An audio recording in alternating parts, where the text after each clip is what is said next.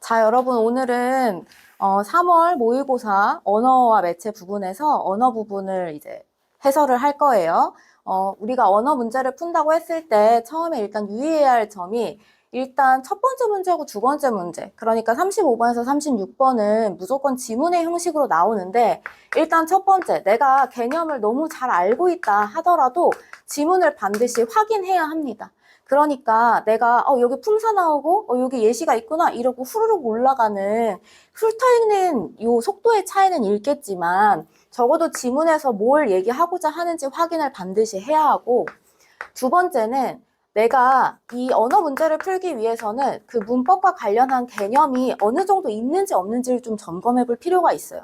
예를 들어서 내가 개념을 모른다라고 하는 거는 여기 나오는 명사 아니면 품사 아니면 형용사 이런 개념들을 모른다 하고 약간 무슨 소린지 모르겠는데 하면은 언어와 매체를 선택했다 그러면 얼른 빨리 문법 개념을 공부를 해서 어느 정도의 암기가 좀 필요한 상황인 거고, 만약에 내가 어떤 적용이 잘 안 된다라고 하는 거는 정보를 제대로 안 가지고 왔을 가능성이 크다.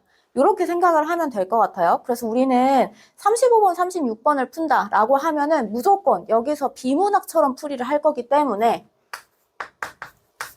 비문학에서 우리가 어떤 지문을 읽고 정보를 캐치해서 나오는 것처럼 정보 확인을 반드시 할 거예요. 그래서 이 비문학처럼 풀이를 해주면 됩니다. 자, 그러면은 우리가 이제 지문을 한번 확인을 해봅시다. 문제를 보니까 단어의 품사를 분류할 때 단어가 가지는 의미로 인해서 품사를 혼동할 수 있다. 결국 품사를 혼동할 가능성이 있단다라고 하는 주제어가 나와 있고, 예컨대 여기 나와 있는 요 예컨대를 그냥 무시하고 훑어 읽으면 안 되고 이 예시를 이해하는 것이 가장 중요합니다. 이것은 보관하고 나머지는 파기해라 에서 나머지가 이것을 제외한 다른 것을 가리킨다고 생각하여 이것과 같은 품사라고 생각할 수 있다. 하지만 이것은 대명사로서 말하는 이에게 가까이 있는 어떤 사물이든 대신할 수 있는 반면에 나머지는 명사로서 어떤 한도에 차고 남은 부분이라는 의미를 일정하게 가지고 있다. 또한이라고 했으니까 여기서는 지금 대명사하고 명사에 대한 설명을 했는데, 길게 남기다와 길이 남기다에서 길게와 길이는 길의 의미와 관련되므로 모두 형용사라고 생각할 수 있다.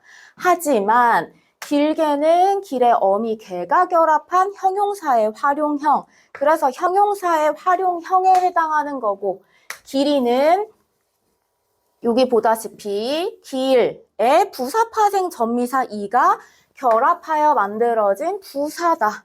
자, 그러면 첫 번째 문단에서는 품사의 혼동이 있을 수 있어 라고 하는 정보가 하나 나와 있고, 예시로 대명사하고 명사의 구분이 나와 있고, 두 번째에는 부사와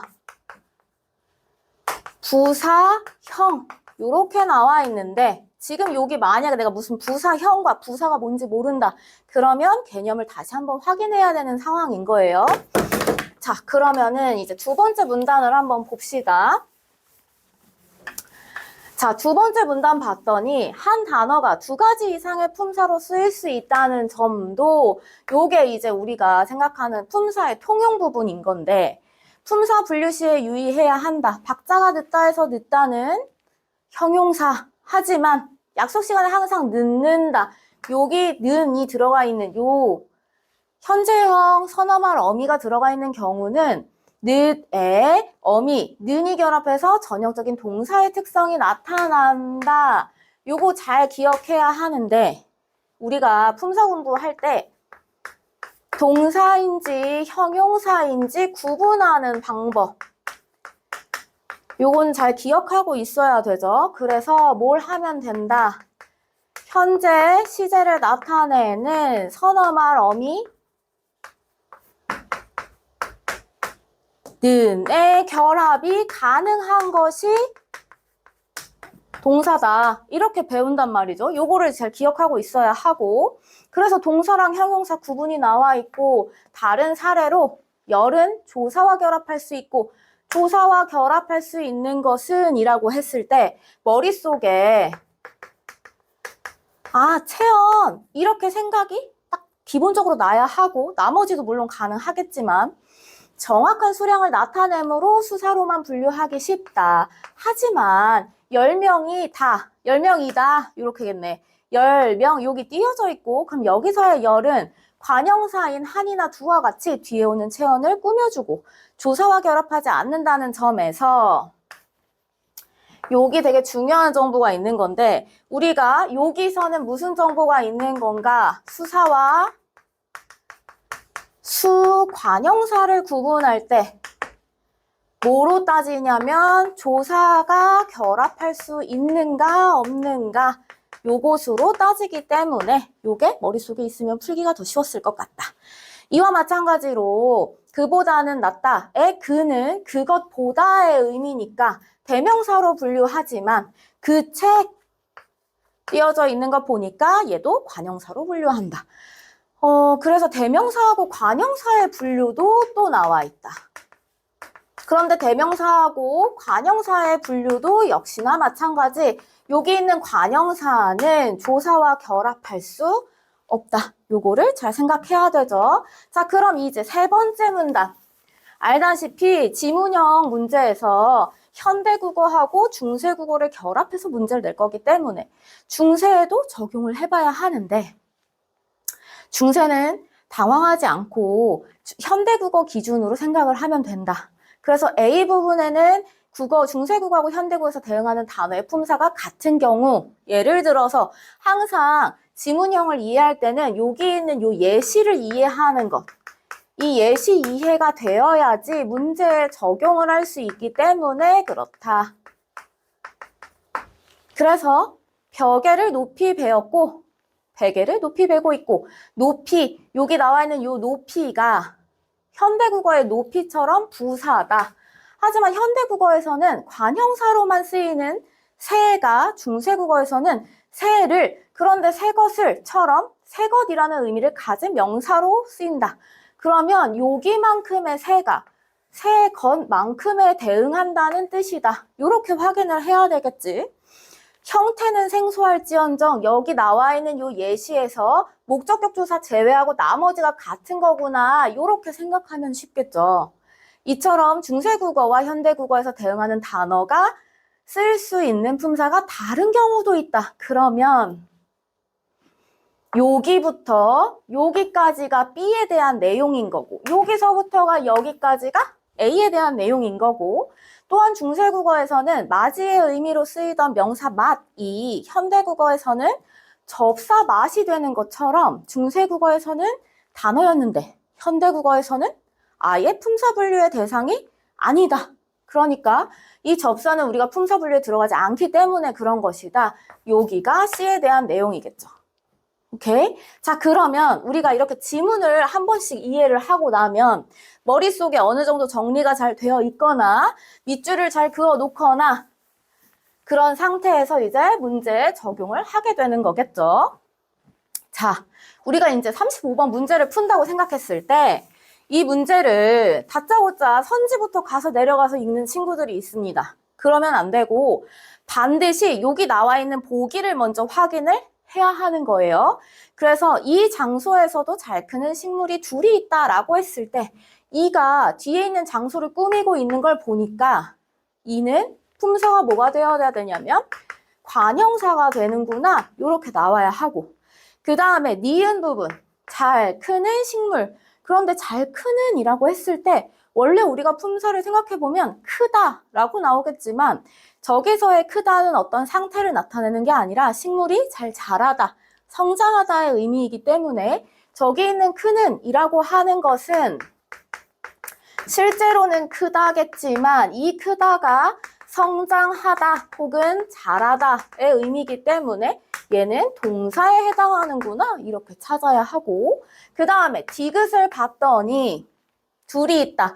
숫자긴 숫자인데 뒤에 조사를 붙일 수 있는 걸 보면 얘는 수사에 해당하는 거고 두 번째 예문을 봤더니 크기가 큰 무가 그런데 크기가 큰 이라고 했으니까 크기가 크다라는 건 큰 상태를 나타내니까 똑같이 큰 이라고 해서 관형 사형이 붙어 있기는 하지만 여기 있는 요 크다는 사실상 형용사에 해당한다.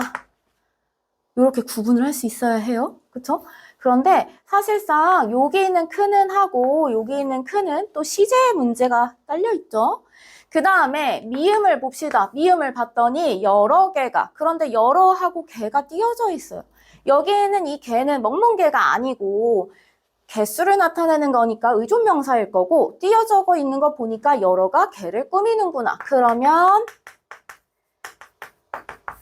미음도 관형사. 그 다음에 비읍을 봤더니 반씩 나누었다. 그런데 반씩이라고 되어 있는 거 보니까 뒤에 있는 씩이 나와 있고 뭔가 붙었다. 저 만약에 씩이 보조사인지 모른다. 그래도 상관없다. 어차피 뒤에 무언가 붙었다는 건 앞에가 명사라는 얘기인 거니까 비읍은 명사에 해당한다. 자, 그러면 우리가 1번부터 5번을 확인한다고 했을 때 내가 이렇게 분석을 해놨을 때 이 분석해놓은 걸 가지고 확인하는 거지, 여기를 보면서 여기를 막 판단하려고 하면 헷갈리는 일이 벌어지니까 반드시 보기 분석을 먼저 할 것을 추천합니다. 자, 그래서 적절한 거 찾아달라고 했으니까 그러면 우리가 이제 이걸 가지고 확인하면 되니까 기억과 미음은 체언을 꾸며주고 조사와 결합하지 않는다는 점에서 같은 품사다. 답이 벌써 그냥 나왔네요. 그쵸? 그리고 기억과 비읍은 어떤 사물을 가리킨다는 의미를 가진다는 점에서 같은 품사로 분류할 수 있다라고 했지만 기억하고 비읍은 같은 품사가 불가능하겠죠. 그 다음에 니은과 리을도 동일한 형태의 어미가 결합한다라고 했지만 같은 형태의 어미가 결합한다고 해서 품사가 같다라고 하긴 어렵고, 특히나 이게 이제 우리가 앞부분에서 지문에서 예시로 나왔던 관형사형 어미, 현재 시제를 선언할 어미하고 헷갈리진 않는지 반드시 확인을 해봐야 합니다. 그 다음에 4번도 디귿하고 비읍이 같은 품사다라고 했지만 같지 않고, 5번도 리을, 미음은 어미가 결합하면서 뒤에 오는 성분을 꾸며준다라고 했는데 보니까 미음이 꾸미는 거, 리을은 꾸미고 있기는 하지만 꾸민다라고 해가지고 관형사야 이러면 안 되지. 여기는 관형어에 해당은 하겠지만 품사 자체는 형용사다. 그래서 문장 성분하고 품사를 혹시라도 헷갈려서 틀린 친구들이 있다면 개념 확인을 다시 한번 할 것을 추천합니다. 자, 그러면 이제 우리가 이것을 중세국어에 이제 중세국어에서 적용한 문제가 또 하나 있으니까, 자, 요 중세국어에 나오는 것은 형태가 생소하다라고 해가지고 겁먹을 필요 없고 항상 기준은 누가 되는 거냐면 여기 있는 거하고 여기 있는 거하고 틀린 그림을 찾으세요 랑 같은 거니까. 자, 적절한 거 찾을 건데 보니까 그 다음에 이 플러스 친절하게 나눠줬고, 그것이 우리가 봤을 때 여기 있는 이와 여기 있는 이가 같다라는 걸 확인하면 여기 있는 어느와 여기 있는 어느 것까지가 대응한다, 이렇게 생각을 해야 한단 말이지. 그렇죠? 그래서 지금 보니까 여기는 어느 만큼이 어느 것에 해당하는 거예요 라고 되어 있고, 그 다음에 깊이라고 되어 있는데 깊 플러스 2라고 붙어 있고 깊이 이렇게 똑같이 들어가 있으니까, 그러면 보아하니 얘는 깊이라고 해서 부사가 된 거고 저기 있는 애도 부사가 됐으니까 얘네는 품사가 동일한 거. 그런데 여기는 어느 만큼이 어느 것에 해당한다 라는 얘기는 품사가 대응하지 않는다 라고 생각할 수 있으니까 A의 사례와 B의 사례라고 했는데 우리가 앞에 나와 있는 걸 확인해 보면 얘는 A의 사례가 아까 얘기했다시피 동일한 거였고 B의 사례다라고 했는데 B의 사례이려면은 실제로 품사가 일치하지 않는 것이다 라고 하는 것이니까 여기랑 여기를 바꿔야지 맞는 선지가 되겠다. 이렇게 판단을 해서 얘네는 지워줘야 되겠다. 그렇죠?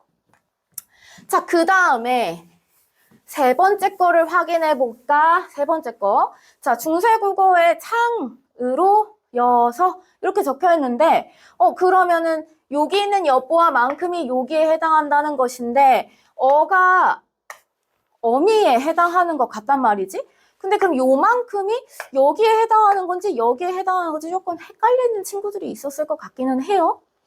하지만 여기 있는 요 3번 선지에 보면 B의 사례입니다 라고 되어 있는데 이 B의 사례는 우리가 앞에 지문에서 봤던 것처럼 B의 사례에 뭐라고 나와 있냐면 중세국어와 현대국어에서 대응하는 단어가 쓰일 수 있는 품사가 다르다 라고 했는데 저것이 품사가 다르다 라고 하기에는 조금 애매하죠? 그쵸? 그래서 저게 뭘까라고 고민한 친구들이 조금 있을 것 같기는 해요. 하지만 B의 사례에 들어갈 수는 없다. 실질적으로 여기 있는 엿보다의 엿은 접사에 해당하고 여기에 보가 없는데요? 라고 조금 의문을 가진 친구들도 조금 있을 것 같기는 합니다만 하여튼 얘가 B의 사례가 될 수 없고 굳이 어딘가에 넣어야 한다면 C의 사례로 들어가는 게 더 적절하지 않을까? 이런 생각이 드네요. 자, 그 다음에 라를 봤더니 여기도 마찬가지 요렇게 그러면 여기까지가 목적격 조사니까 여기 있는 날과 날 건만큼이 대응한다 라고 하는 것인데 그렇다는 건 우리가 C의 사례로 라고 했는데 C가 어떤 거였냐면 중세국어에는 단어였는데 현대국어에선 품사 분류 대상에서 제외됐습니다 라고 했단 말이지. 그러면 여기서 예시를 꼭 반드시 확인해야 하는 게 맞이의 의미로 쓰이던 맛이 접사 맛이 되었다 라고 했으니까 요거랑 매치되는 걸 우리는 찾을 거야. 그래서 보니까 날건 만큼의 뜻인데 여기 있는 요 날이라고 하는 것은 현대국어에서 접사죠. 어떤 의미를 가지고 있냐면 가공하지 않은 혹은 익히지 않은 이런 뜻을 가지고 있는 접사가 되기 때문에 그렇다면 지문에서 읽은 예시하고 일치하기 때문에 얘가 맞구나 이렇게 선택할 수 있는 거죠. 그 다음에 여기는 요 많은 우리가 고등학교 1학년 때 필수적으로 배우는 지문이잖아요. 바만큼이 바니까 같구나 라고 해야 하니까 얘는 C의 사례가 될 수 없겠죠. 자, 우리 35번, 36번의 지문과 중세국어, 현대국어가 함께 섞여서 나올 건데 당황하지 말고 나와 있는 정보를 토대로 그 정보를 잘 정리해놨다가 매치하는 형식으로 문제를 풀면 큰 문제가 없었을 것 같아요.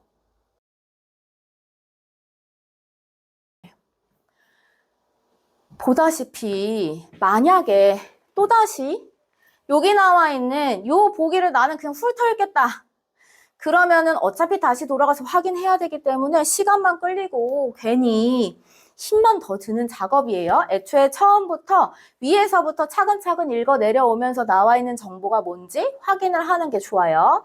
자, 아래 단어들을 발음할 때 음절의 끝소리 규칙, 된소리 되기, 거센소리 되기, 자음군 단순화가 일어납니다 라고 총 4가지를 친절하게 줬고 음운 변동이 각각 무엇인지 찾아주세요. 그런데 공통으로 일어나는 음운 변동이 기역, 니은, 디귿, 리을로 나와 있고 결국은 새로운 예시를 주면서 다시 이게 일어난 게 뭐가 있나요? 라고 찾아달라고 했으니까 우리는 또다시 여기부터 보는 게 아니고 보기를 먼저 확인을 할 건데 보아하니까 흑화덕이라고 되어 있는 것이 자, 선생님이 얘를 A라고 놓고 B라고 놓고 C라고 놓고 D라고 놔볼게요.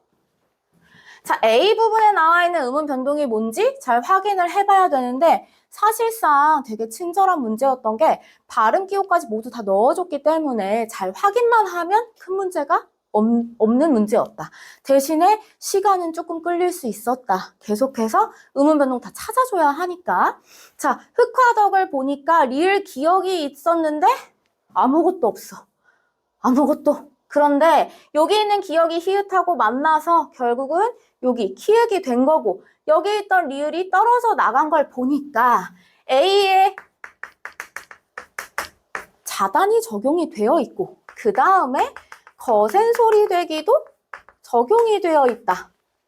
그쵸? 자, 그 다음에 B, 드넓다를 봤더니 드랑 다 보니까 드는 그대로인데 널에 비읍이 또 떨어져 나갔으니까 겹자음 중에 하나가 떨어져 나갔으니까 쟤도 자음군 단순화가 적용이 됐고 그 뒤에 봤더니 다가 따로 바뀌어 있으니까 된소리 되기가 적용이 되었다.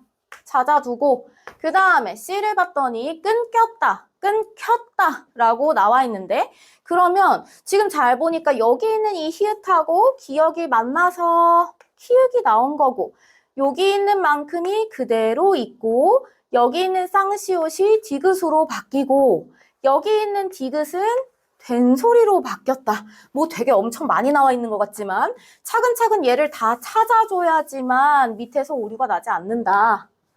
그러면 끊겼다에서 보아하니까 니은, 히읗 중에 히읗이 사라진 게 아니고 탈락한 것이 아니고 뒤에 있는 기역하고 축약이 되는 거니까 쟤는 거센 소리 되기가 일단 한번 일어났고, 그 다음에 쌍시옷을 디귿으로 바꿨으니까 음끝이 하나 있고, 심지어 뒤에는 다가 된소리로 바뀌었으니까 얘는 된소리 되기까지 일어난 상태.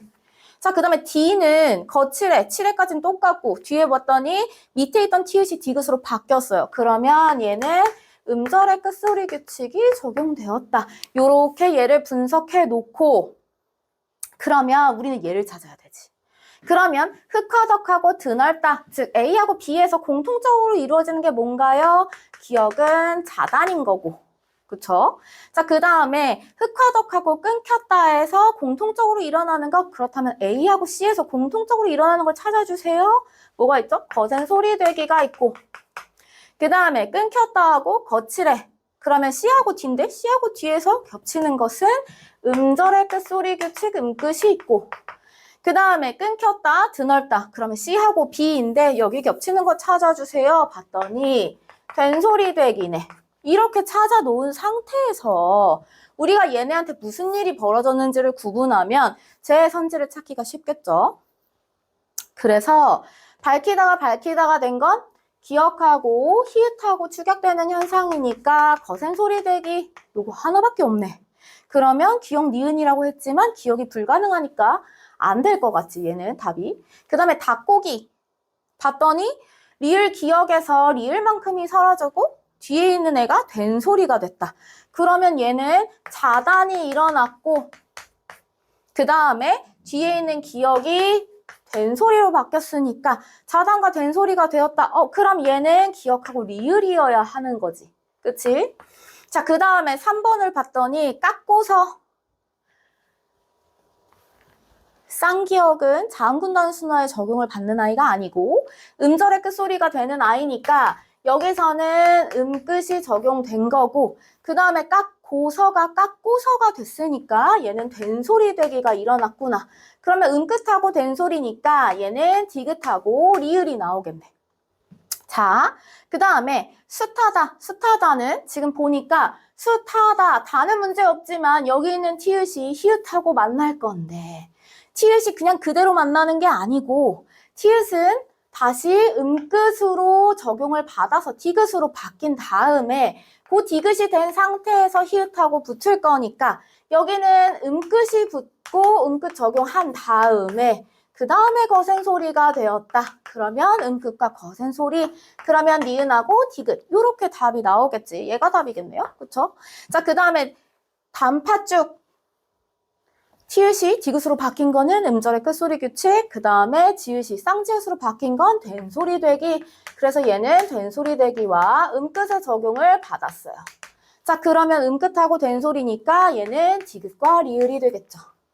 자, 이렇게 음운 변동이 사실상 가장 기본이고 가장 처음에 배우는데 지금 보면 따져야 하는 것들이 많아가지고 아니 언제 저렇게 해가지고 푸나 싶겠지만 실제로는 여기를 확인하고 여기 있는 보기를 분석해서 정리한 후에 얘네를 확인해서 얘네를 확인하는 것이 가장 오류 없이 풀이하는 방법이에요.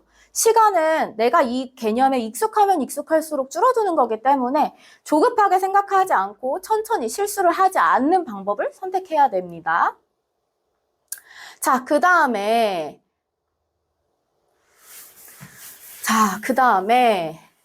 우리 이제 38번. 이번에 모의고사의 문제 보면 품사부터 시작해서 의문, 그 다음에 단어, 문장까지 아주 고르게 잘 나온 시험지였어요. 자, 여기 보면 38번은 이렇게 딱 나와 있다. 그런데 내가 고3이고 엄매를 선택했다. 그러면 사실상 요거를 구분하는 걸 어려워하면은 안 되죠. 만약에 여기 나와 있는 어근이나 대등하게 결합했다. 아니면은 새로운 의미다. 아니면 수식한다? 이런 개념을 잘 모르고 있다면 반드시 개념 확인을 먼저 하기를 추천합니다. 자, 적절하지 않은 거 찾아달라고 했는데 사실 얘는 여기가 너무 친절하게 다 되어 있어가지고 얘는 문장 문제가 아니고 단어 문제잖아요. 이거를 굳이 읽을 필요가 없어. 그냥 확인하면 되죠. 자, 논밭, 논과 밭, 보리밥, 보리로 만든 밥, 돌다리, 돌로 만든 다리, 길바다, 길의 바다, 피땀, 피땀은 뭐야? 선생님이 피땀 흘려서 너희를 가르쳤는데 모의고사 성적이 부들부들 그러면 안 되니까 이 피땀은 실제로 피와 땀이 아니고 노력을 뜻하는 것이다.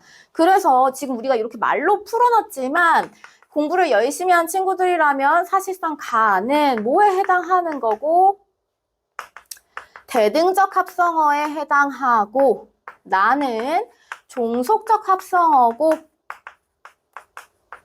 그리고 다가 융합 합성어다라고 하는 거를 확인할 수 있단 말이지. 자, 그러면 얘는 답이 금방 나오죠. 보리밥이 만약에 대등하게 결합되어 있다라고 하려면은 보리와 밥을 먹어야 되는데 그럴 수 없으니까 얘는 사실 쉬운 문제였다. 아마 앞에 지문이랑 그 음운 변동에서 시간이 끌리기 때문에 적절하게 여기서는 단어 문제는 아주 쉽게 출제한 것 같아요. 자, 그 다음에 마지막 문제. 우리가 항상 견문장을 기계적으로 잘 분류할 수 있어야 되는데 이렇게 수식이 나오면 이 표를 잘 이해해야 되고 또 하나는 밑에 있는 선지를 확인하기 전에 얘를 확인할 수 있는 능력이 있는 것이 가장 중요합니다. 그래서 지금 보니까 안긴 문장과 아는 문장이 나와 있어. 그리고 아는 문장에서 안긴 문장이 관형어의 기능을 하나요? 네, 그러면 여기가 결국은 관형절인 거고 그러면 그 관형절 중에서 생략된 성분이 있나요? 네, 그렇다는 건 자, 우리가 관형절을 배울 때 개념을 반드시 확인을 해야 되는데 우리가 관형절 혹은 관형사절이라고 하는 이 아이는 보통 우리가 두 가지의 종류가 있죠. 하나는 뭐라고 해? 안에 안긴 절에 문장 성분이 생략이 되는 애가 있고 그 다음에 문장 생략이 성분의 생략이 없는 절이 하나 있단 말이지. 그래서 우리가 요 두 가지를 구분을 해줘야 하는데 어떻게 구분을 하느냐.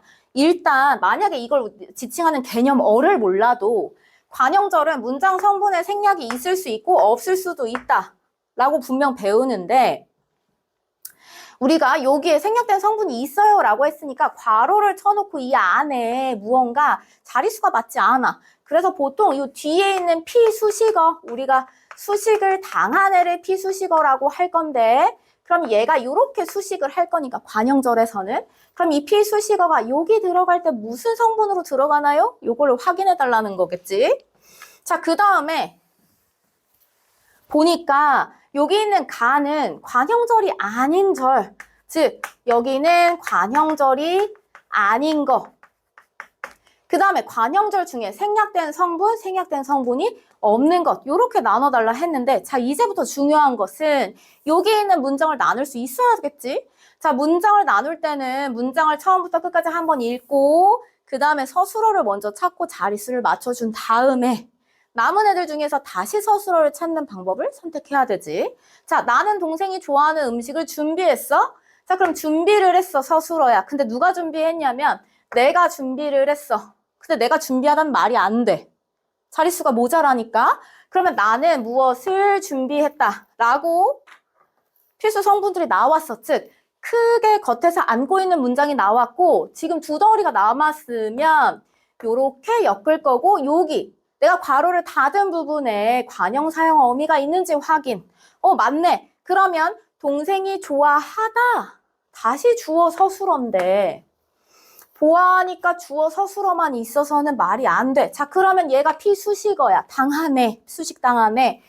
근데 이 음식은 여기에 이렇게 들어갈 때 뭘로 보충될 거냐면 목적어로 동생이 음식을 좋아하다. 이렇게 들어갈 수 있으니까 얘는 생략이 된 거. 그러니까 얘는 다에 해당할 거고. 그 다음에 책의 내용을 모두 암기하기는 불가능해. 그렇지, 불가능하지. 그래서 우리가 힘들지. 책의 내용을 모두 암기하기는 불가능해. 자, 서술어는 불가능하다야. 불가능해. 근데 뭐가 불가능한 거냐면 여기만큼이 전체가 다 불가능한 거야. 그러니까 여기 있는 느는 보조사가 붙었지만 실제로 우리가 의미상으로 따졌을 때는 주어가 되기 때문에 요만큼이 주어 자리인데 보아하니까 여기 있는 요 기가 명사절 표지다. 그렇다는 건 얘는 관형절이 아니고 명사절이구나. 그럼 얘는 명사절이니까 어디에 들어가야 되는 거냐면 가에 들어가겠구나. 이렇게 찾아야 되죠. 자, 그 다음에 디귿을 한번 볼까? 디귿. 교실에 있던 학생들이 운동장으로 나갔다. 서술어 나갔어. 근데 누가 나갔냐면 학생들이 나갔어. 근데 어디로 나갔냐면 운동장으로 나갔어. 그리고 나왔더니 남아 또.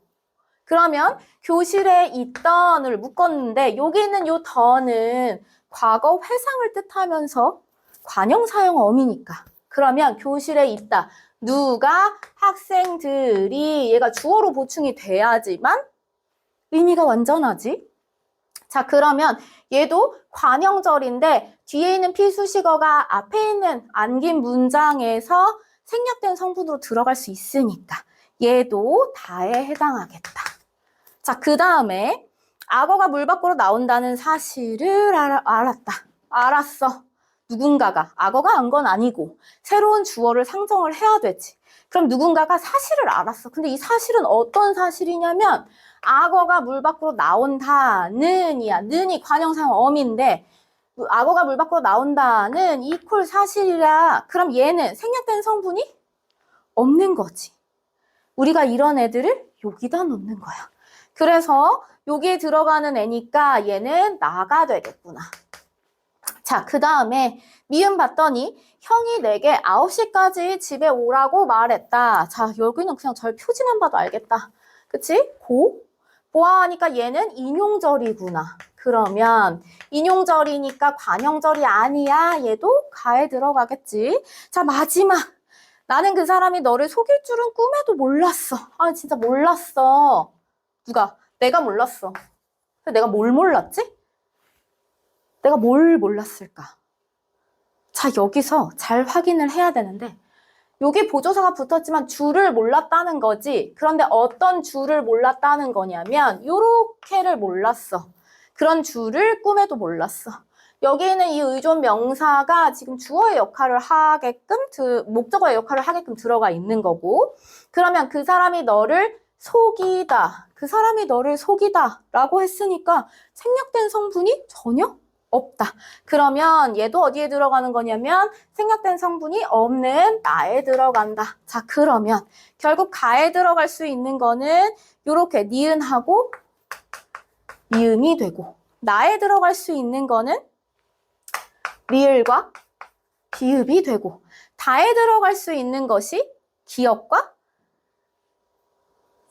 디귿이 된다. 오케이? 그래서 요렇게 답이 설정되어 있는 아이를 고르면 됩니다. 이 관형절, 특히 지금 관형절이면서 동시에 다른 절도 구분할 수 있는지 물은 건데 이 절을 구분할 때 반드시 이 괄호를 표기하는, 즉 안긴절을 표기하는 것에 꼭 유의를 해야 하고 반드시 여기 있는 이 절 표지들 뒤에서 괄호를 묶어야 나중에 헷갈리지 않는다라고 하는 거. 자, 우리가 여기까지 해서 언어의 해설을 마치려고 하는데요. 만약에 자기가 아까도 얘기했다시피 안긴절, 관형사절에 생략되는 애도 있고 아닌 애도 있다고? 이렇게 개념이 헷갈리면 개념을 한 바퀴 다시 돌리고 문제를 풀 것을 추천하고요. 만약에 내가 적용을 하는데 무언가 좀 잘못됐다라고 하면 문제풀이를 조금 더 하면서 실수를 하지 않도록 정보를 잘 확인하는 연습을 좀 해야 할 것 같습니다. 조금 까다로운 문제도 몇 개 있기는 했지만 전반적으로는 조금 난이도 자체는 좀 평이하지 않았나 이런 생각을 좀 합니다. 자, 그러면 이제 언어에 대해서 해설을 마치고 열심히 공부하도록 합시다.